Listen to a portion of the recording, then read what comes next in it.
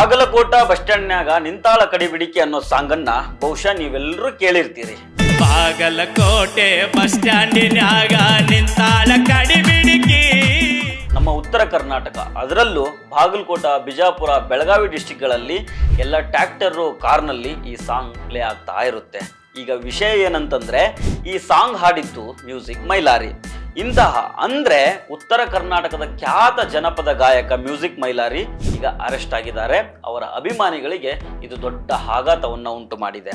ಅಪ್ರಾಪ್ತ ಬಾಲಕಿಯ ಮೇಲೆ ಲೈಂಗಿಕ ದೌರ್ಜನ್ಯ ಎಸಗಿದ ಆರೋಪದ ಹಿನ್ನೆಲೆಯಲ್ಲಿ ಫೋಕ್ಸೋ ಕಾಯ್ದೆಯಡಿ ಪ್ರಕರಣ ದಾಖಲಾಗ್ತಾ ಇದ್ದಂಗೆನೆ ತಲೆ ಮರೆಸ್ಕೊಂಡ ಇದ್ದ ಮೈಲಾರಿ ಕೊನೆಗೂ ಪೊಲೀಸರ ಕೈಗೆ ಸಿಕ್ಕಿ ಬಿದ್ದಿದ್ದಾನೆ. ಮಹಾರಾಷ್ಟ್ರಕ್ಕೆ ಪಲಾಯನ ಮಾಡುವ ಸಂದರ್ಭದಲ್ಲಿ ಬಾಗಲಕೋಟ್ ಜಿಲ್ಲೆಯ ಮಾಲಿಂಗ್ಪುರ ಸ್ಟೇಷನ್ನಿನ ಪೊಲೀಸರು ನಿನ್ನೆ ಬೆಳಗಿನ ಜಾವ ಅವನನ್ನ ಬಂಧಿಸುವಲ್ಲಿ ಯಶಸ್ವಿಯಾಗಿದ್ದಾರೆ.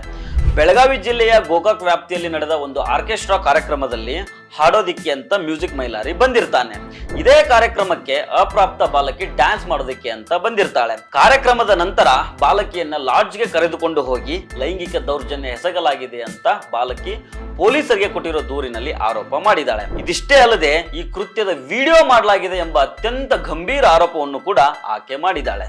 ಈ ಸಂಬಂಧ ಮ್ಯೂಸಿಕ್ ಮೈಲಾರಿ ಸೇರಿ ಒಟ್ಟು 7 ಜನರ ವಿರುದ್ಧ ಫೋಕ್ಸೋ ಕಾಯ್ದೆಯಡಿ ದೂರು ದಾಖಲಾಗಿತ್ತು.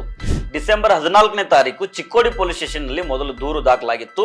ಡಿಸೆಂಬರ್ 15ನೇ ತಾರೀಕು ಆ ಕೇಸನ್ನ ಮಾಲಿಂಗ್ಪುರ ಪೊಲೀಸ್ ಸ್ಟೇಷನ್ಗೆ ಟ್ರಾನ್ಸ್ಫರ್ ಮಾಡಲಾಯಿತು. ನಂತರ ಮೈಲಾರಿ ತಲೆಮರೆಸ್ಕೊಂಡಿದ್ರಿಂದ ಪೊಲೀಸರು 3 ರಿಂದ 4 ವಿಶೇಷ ತಂಡಗಳನ್ನು ರಚಿಸಿ ಹುಡುಕಾಟವನ್ನು ನಡೆಸ್ತಾರೆ. ಕೊನೆಗೆ ಮಹಾರಾಷ್ಟ್ರದ ಜತ್ತಾ ವ್ಯಾಪ್ತಿಯಲ್ಲಿ ನಿನ್ನೆ ಬೆಳಗ್ಗೆ 5 ಗಂಟೆಗೆ ಮೈಲಾರಿಯನ್ನ ಬಂಧಿಸಲಾಗಿದೆ.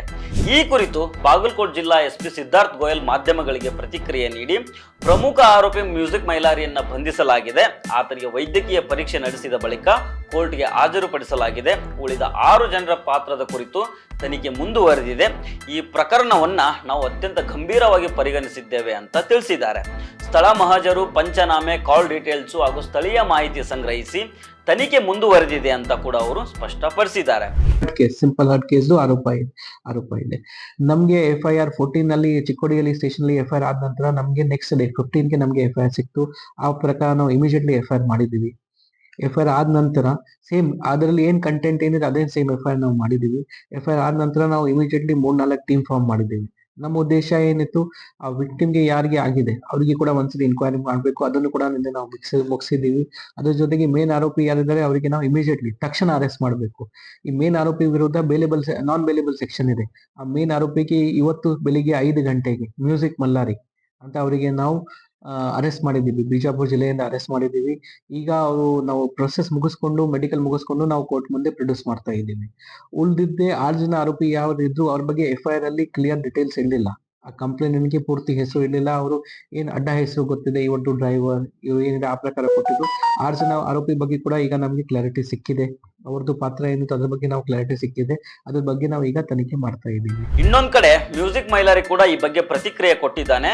ಇದು ನನ್ನ ಬೆಳವಣಿಗೆ ಸಹಿಸಲಾಗದೆ ನಡೆದಿರುವಂತಹ ಷಡ್ಯಂತ್ರ ಅಂತ ಹೇಳ್ಕೊಂಡಿದ್ದಾನೆ.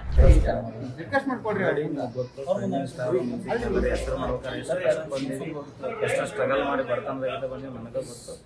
ಮಾಡ್ಯಾರ ಸರ್, ಏನ್ರಿ ಕಾನೂನು ಅದ, ಕಾನೂನಾತ್ಮಕವಾಗಿ ಹೋರಾಟ ಮಾಡ್ತಾರೆ. ನಿಮ್ಮ ಏಳಿಗೆ ಸಹಿಸೋರು ಈ ಥರ ಮಾಡಿದ್ದಾರೆ. ಸುಮಾರು ಸರಿ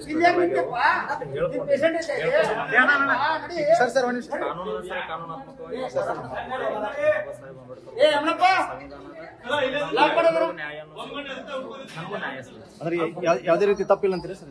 ತಪ್ಪಿಲ್ಲ ಸರ್, ನಾನು ಸಾಬೀತು ಕಾನೂನು. ಉತ್ತರ ಕರ್ನಾಟಕದ ಜನಪ್ರಿಯ ಜನಪದ ಗಾಯಕನ ವಿರುದ್ಧ ಬಂದಿರುವ ಈ ಆರೋಪ ರಾಜ್ಯಾದ್ಯಂತ ಚರ್ಚೆಗೆ ಕಾರಣ ಆಗಿದೆ. ಫೋಕ್ಸೋ ರೀತಿಯ ಗಂಭೀರ ಪ್ರಕರಣದಲ್ಲಿ ನ್ಯಾಯ ಸಿಗೋ ತನಕನೂ ತನಿಖೆ ಮುಂದುವರಿತಾ ಇರುತ್ತೆ.